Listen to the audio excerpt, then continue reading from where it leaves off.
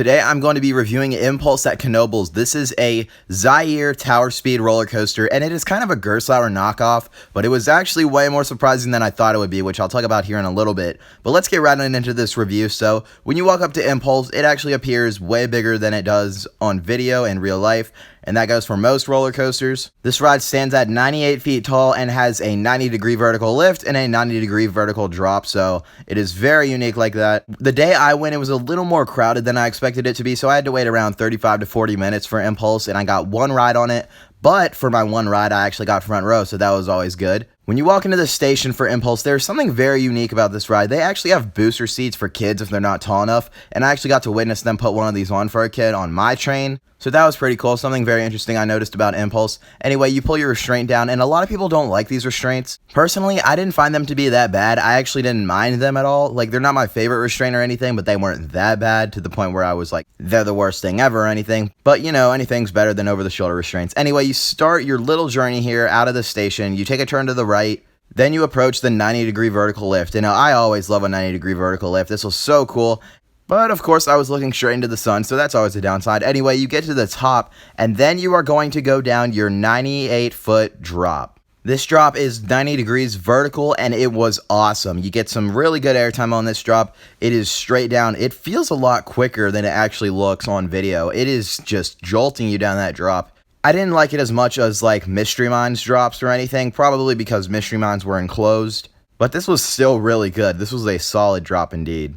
You hit the bottom and you're going about 55 miles per hour, so solid speed. And real quick, I just want to say this coaster is really smooth. It is a lot smoother than people say that it is. No roughness, no rattle, it is perfectly fine. Then you're going to go into a Cobra roll. Now, when you enter the Cobra roll, I noticed something. It was so forceful. It literally pushed me back into my seat. My arm flew back. I was like, holy crap, that was crazy. This was a really forceful part of the ride. I was shocked by how forceful that was. You exit the Cobra roll and you'll go into this little section where it actually has some weird profiling. It's kind of flat and turns a little bit. It's just weird. People complain about it and say that it affects the ride. No, it literally does nothing. You don't feel it. When you're on the ride, you don't even notice it because you're going so fast. It literally affects the ride none. Like, you just don't even notice it. So just completely ignore people who say that causes the ride to be ruined or anything. It just doesn't. You'll go into your vertical loop where you'll get some decent hang time. Nothing like Copperhead Strike or anything. That was nuts. But it's good enough, a solid loop. After this, you'll go into a little turnaround section and enter a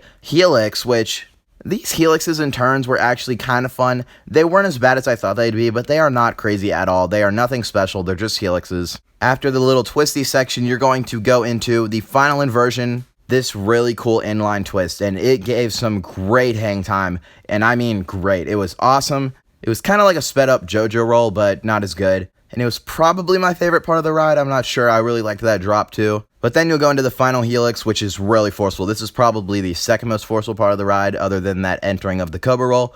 And then you will slide into the brakes. And that is Impulse. This is one of the three major Zierer coasters in North America, the other two being Verbolten and Wicked. And honestly, it surprised me. It was really fun. It had some nice forces to it, some great hang time at the end, and it was really smooth. I think this coaster is a little underappreciated. Is it as good as like Twister or Phoenix?